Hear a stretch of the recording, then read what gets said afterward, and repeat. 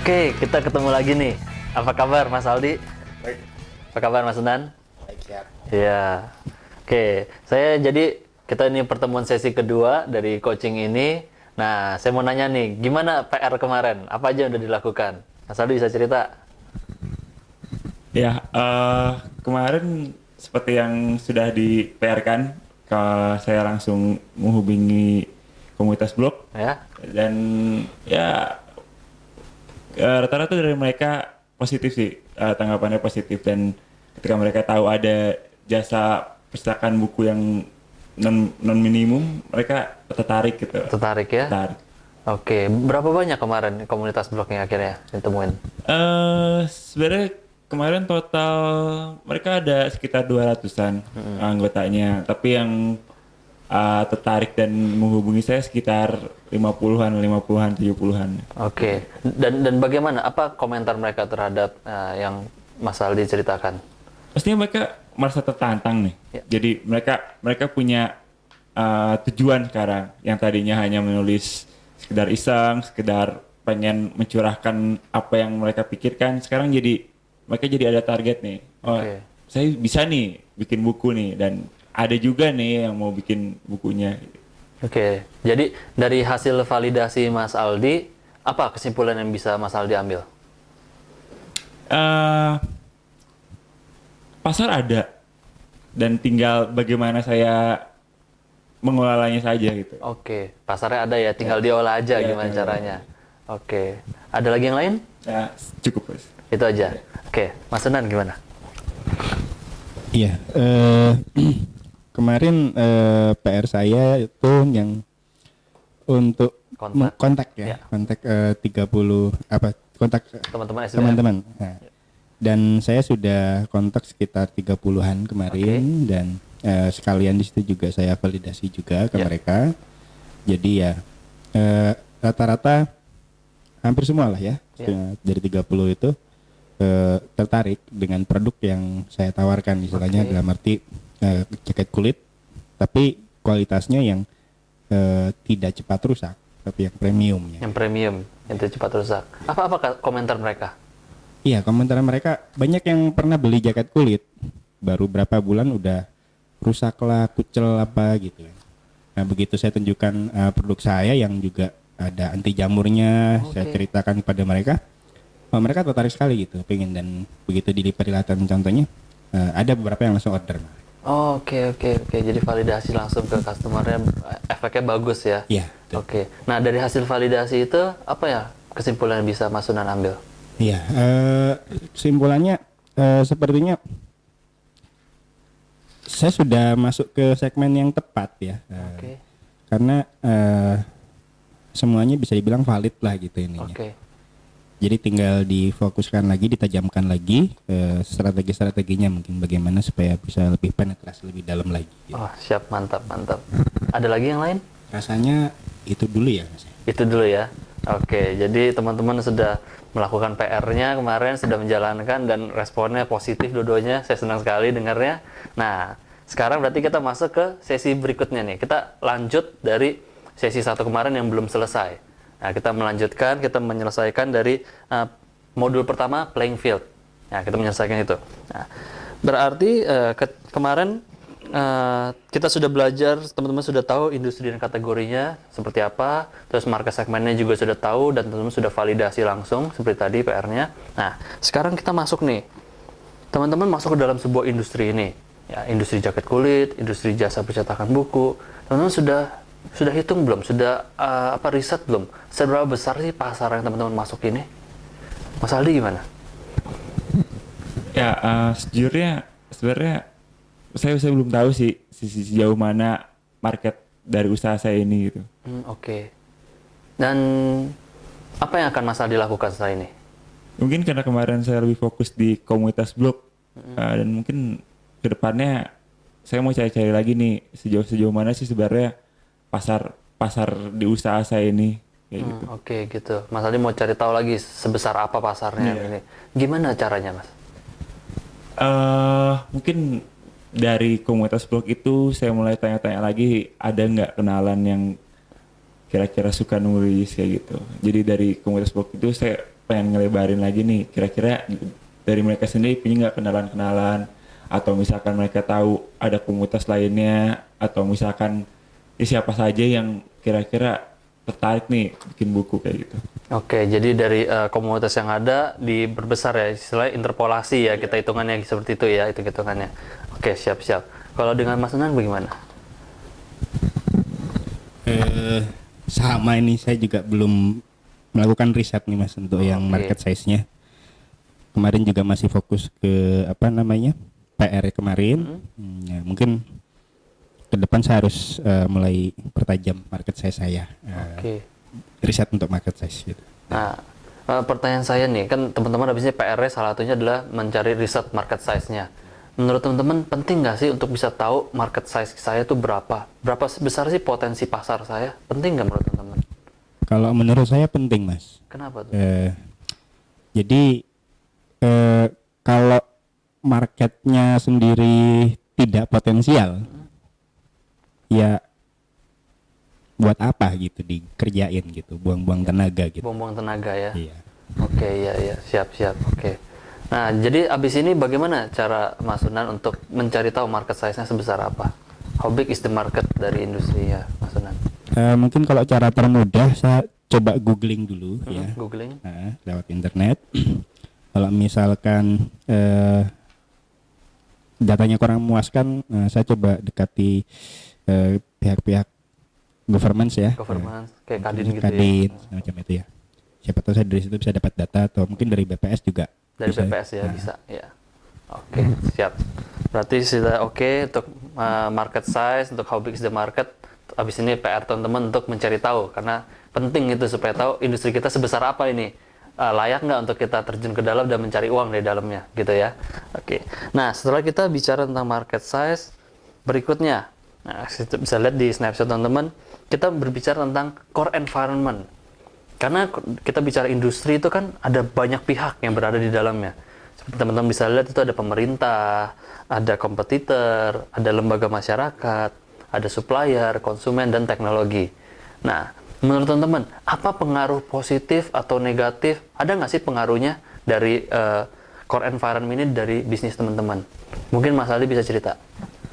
Ya kalau misalkan yang pertama nih dari sisi pemerintahan ya, sebenarnya kan kalau kita mau nyetak buku kan harus ada tata aturannya, Ya. dan yang paling wajib di setiap buku itu ISBN, Ya. nomor buku, dan agak kesulitan buat penerbit-penerbit kecil untuk bersaing sama penerbit yang besar untuk mendapatkan ISBN duluan. Oke, ya. Walaupun sebenarnya semuanya pasti dapat nomor ISBN, cuman ketentuan kapannya itu tergantung dari pemerintahnya. Ya. Nah, makanya penerbit yang kecil seperti saya mungkin agak kesulitan untuk bersaing sama penerbit-penerbit yang lebih besar, karena ya dengan segi pesanan mereka yang melimpah, ya mungkin mereka yang dapat prioritas kayak Prioritas didahulukan ya. gitu. Ya didahulukan.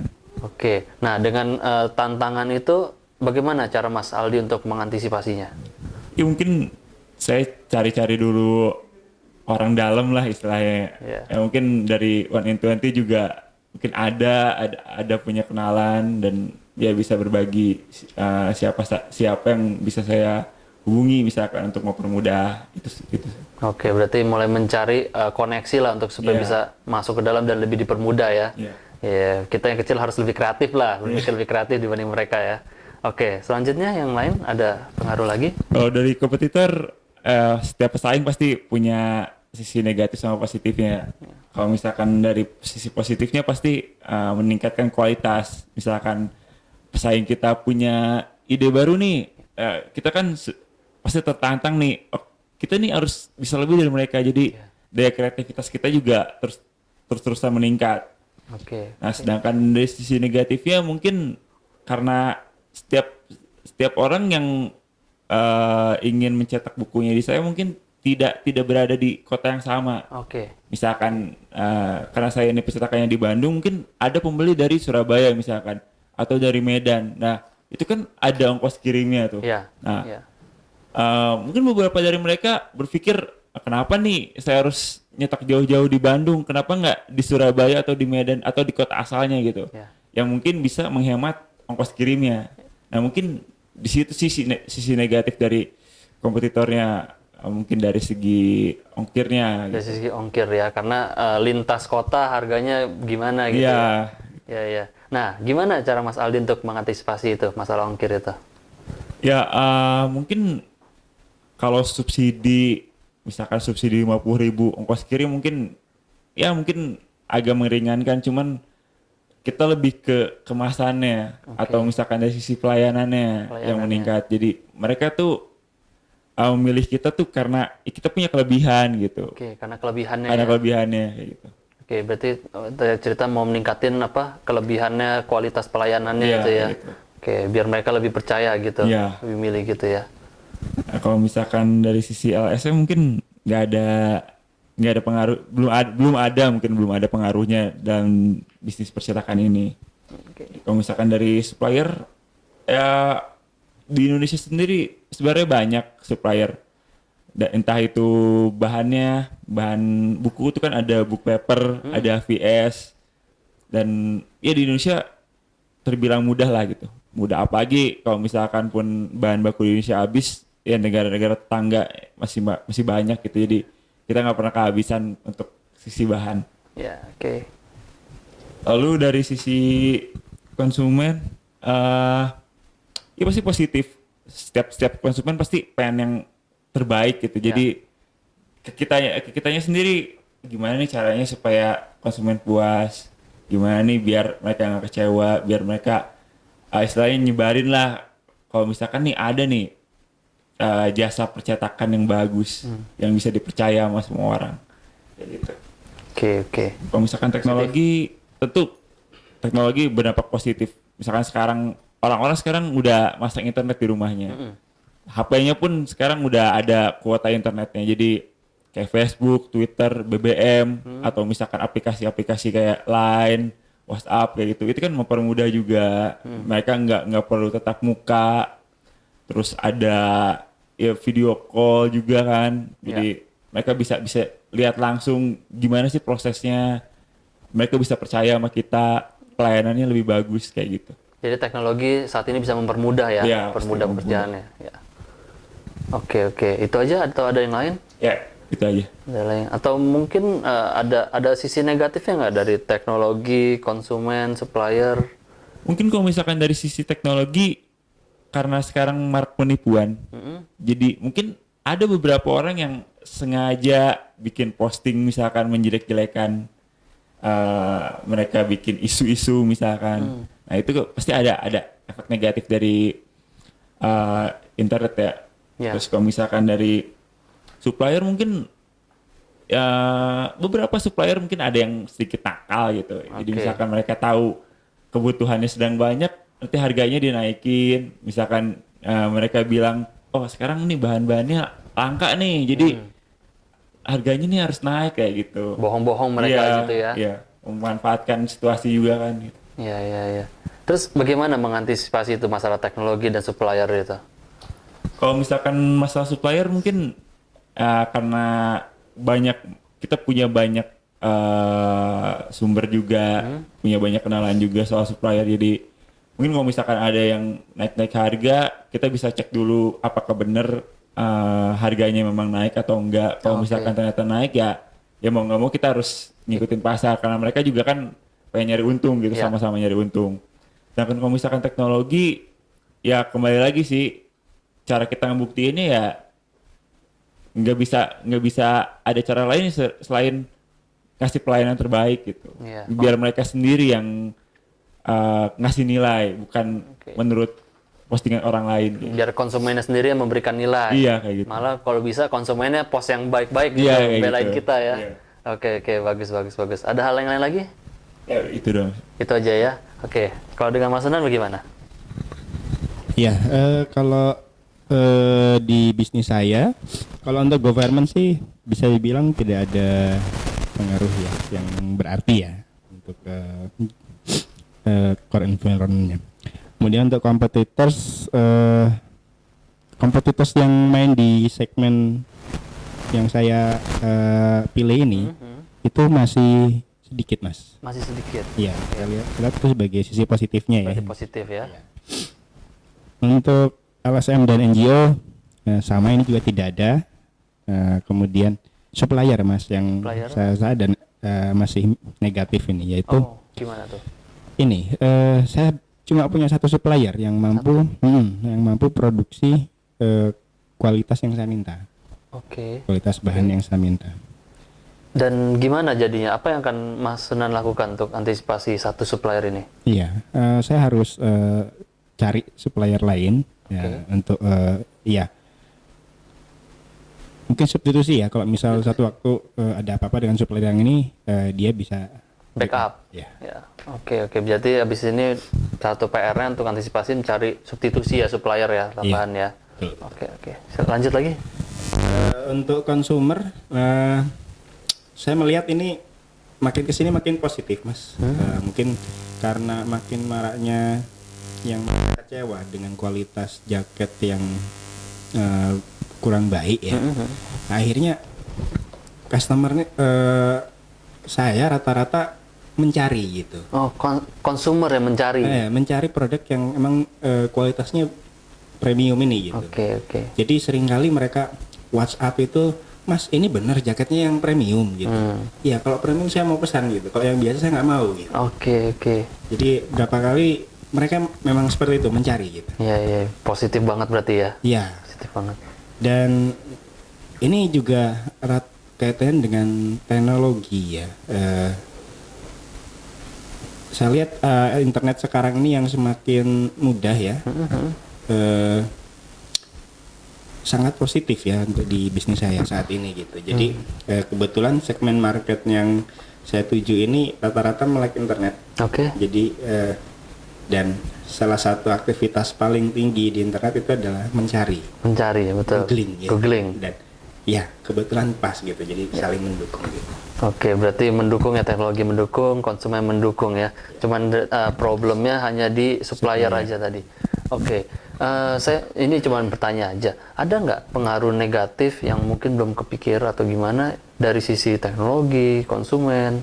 Mungkin nggak ada tren atau pengaruh negatif dari sisi LSM mungkin atau pemerintah? Sepertinya kalau untuk teknologi ya, ya persaingannya cukup ketat ya di sini teknologi itu. Kalau di teknologi? Sekarang ini banyak orang yang menggunakan teknik SEO, Mas. Oh, oke. Jadi kadang kalau SEO kita nggak bener gitu ya, nggak baik, orang susah nyari kita gitu. Oh, oke. Jadi hanya produk-produk yang kompetitor yang muncul. Yang muncul ya. Iya. Kalau orang search Google, nama mereka muncul bukan kita. Iya. Iya. Jadi rata-rata juga makin melek teknologi ya, kompetitor gitu. Mereka juga banyak yang pakai teknik-teknik SEO dan lumayan sukses gitu. Oke, persaingan di sisi teknologi ya. Betul. Jadi gimana, Mas Sunan apa yang akan dilakukan untuk antisipasi ini? Wah, saya akan coba jalankan beberapa teknik-teknik SEO yang lebih canggih lagi lah istilahnya. Mantap. Mau tidak mau saya harus belajar lebih banyak ya. Iya. Kalau perlu saya cari partner dan mungkin ya beriklan di Google atau Facebook gitu ya untuk meningkatkan awareness customer terhadap keberadaan produk saya. Gitu. Oke, siap. Ada lagi yang lain? Rasanya itu dulu Mas Nusari. Itu dulu ya. Oke, baiklah. Kita sudah tahu bagaimana core environment dari bisnis teman-teman. Nah, sekarang kita lanjut berikutnya. Kita tadi mulai dari how big is the market, terus core environment. Nah, teman-teman sudah tahu nih dari sesi kemarin, lanjut terus ke sekarang. Kita bicara siapa sih yang punya yang mau beli, yang punya masalah itu, ya, siapa yang punya masalahnya. Terus kita bicara market segmennya, dia tuh seperti apa, pria wanita. Kita berbicara siapa dan problemnya apa. Nah, sekarang kita bicara dari mereka siapa yang punya problem, apa kira-kira solusi dari masalah mereka yang teman-teman bisa berikan dari produknya. Dari semua konten yang udah dibahas dari minggu kemarin, saya ngambil kesimpulan kalau misalkan produk yang saya tawarkan ini adalah sebuah produk yang menciptakan jasa cetak buku non minimum premium yang bermerek Mawur. Maur ya diambil dari kata ngawur tapi berkarya ya. Ngawur tapi berkarya. Oke, cetak buku non minimum tapi premium ya. Cetak buku premium yang non minimum. Siap, siap. Dan gimana? Sudah divalidasi belum produk ini? Apakah konsumen yang dituju mau membeli produknya? Ya, karena beberapa konsumen juga dia tertarik dengan kesepakatan non minimum itu. Jadi mereka nggak terlalu terbebani harus nyetak 1.000, harus nyetak 2.000, tapi ya mereka misalkan bukunya ingin untuk keluarganya saja, cetaknya mungkin disesuaikan, atau untuk teman kerabatnya saja disesuaikan. Jadi ya mereka pasti tertarik dengan konsep non minimum ini. Udah berapa banyak kemarin yang divalidasi? Ada sekitar 40 dan 20 orang mungkin mereka yang paling potensial untuk bikin buku. Oke, apa komentar mereka ketika Anda validasi? Ya mereka pasti positif semuanya. Mereka tertarik, tertantang juga, dan mereka kayak punya menemukan jalan akhir dari tulisan-tulisan yang mereka buat selama ini gitu. Oke, jadi tiba-tiba mereka kayak menemukan solusi Iya, ya. Oh, solusi, ini dia ya. yang saya tunggu-tunggu. Iya. Oke, siap. Oke, kalau dengan Mas Senen bagaimana? Ya, jadi kesimpulannya untuk produk yang saya create yaitu produk jaket kulit dengan kualitas premium. Produk jaket kulit dan kualitas premium. Ya, dengan merek Simple Leather. Simple Leather. Ya, itu mungkin. Oke, terus gimana? Produk Simple Leather ini sudah divalidasi ke customer-nya? Iya, berdasarkan hasil validasi terakhir, yaitu 1 minggu kemarin, Oke. sekalian mengerjakan PR. Ya. Dari 30 audiens ya, semua mengatakan setuju bahwa mereka butuh produk yang premium, khususnya untuk Oke. jaket kulit gitu. Karena beberapa dari mereka memang sudah pengalaman dapat produk jaket kulit itu yang tidak sesuai dengan tidak memuaskan buat mereka. Tidak memuaskan ya buat mereka. Oke, berarti 30 orang validasi dan valid. Mereka bilang mereka mau produk yang seperti ini. Ya, betul. Oke. Terima kasih. Baik. Oke, kita sudah sesi akhir dari ini. Kita sudah bicara tentang how big is the market, kita sudah bicara tentang core environment, dan kita sudah bicara produk, dan ternyata teman-teman sudah validasi produknya diterima oleh customer. Oke. Nah, sekarang pertanyaan saya, setelah teman-teman pelajari ini semua, apa satu langkah sederhana, langkah yang mudah yang akan teman melakukan dalam seminggu ke depan untuk mengembangkan bisnis teman-teman?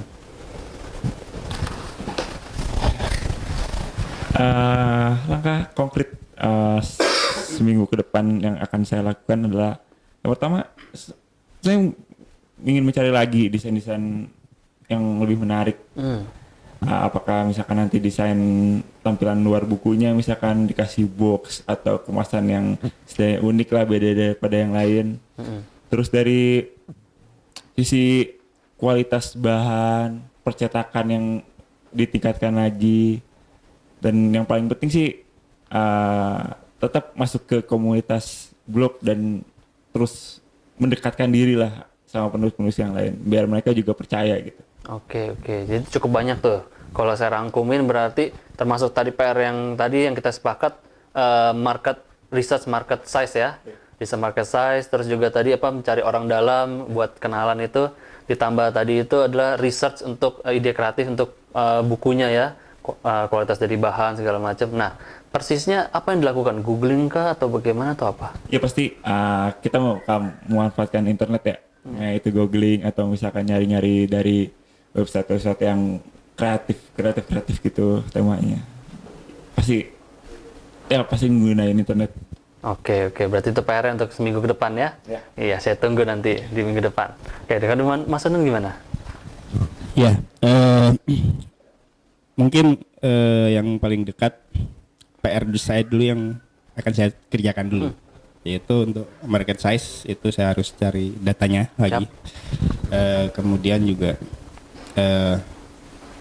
faktor-faktor yang tadi masih core environment yang masih negatif itu harus saya ambil antisipasinya, Kayak supplier tadi ya, terutama supplier. SEO juga. Nah, dan SEO-nya juga. Jadi intinya ada 3 hal itu yang akan saya kerjakan. Oke. Survei data, kemudian supplier dan SEO. Oke, siap. Dalam seminggu ke depan ya itu. Iya, saya rasa itu. Saya takut kalau memasang terlalu banyak nanti tidak terkejar semuanya, lebih baik saya fokus saja. Ya, saya setuju. Yang penting bisa dilakukan, ya sudah, nggak apa-apa, cukup. Bisa dilakukan, bisa meningkatkan bisnis kita. Oke, kita sudah sampai sesi akhir dari sesi coaching kita. Dari Mas Aldi dan Mas Sunan, apakah ada pertanyaan lagi untuk ini sesi ini? Kan saya sih cukup sih, tinggal mempraktekannya. Cukup, langsung, iya. tinggal praktek aja Ya, di langsung sini. praktek. Siap, siap. Dengan Mas Sunan? Ya, sementara cukup. Tapi nanti sambil jalan saya konsultasi lagi lah sama coach Freddy. Siap, dengan senang hati membantu. Oke, berarti kita sudah sampai sesi akhir. Seperti biasa, silakan isi ini coaching lognya untuk yang sesi ini. Oke. Kita ketemu lagi di minggu depan di tempat yang sama dan waktu yang sama. Oke, terima kasih.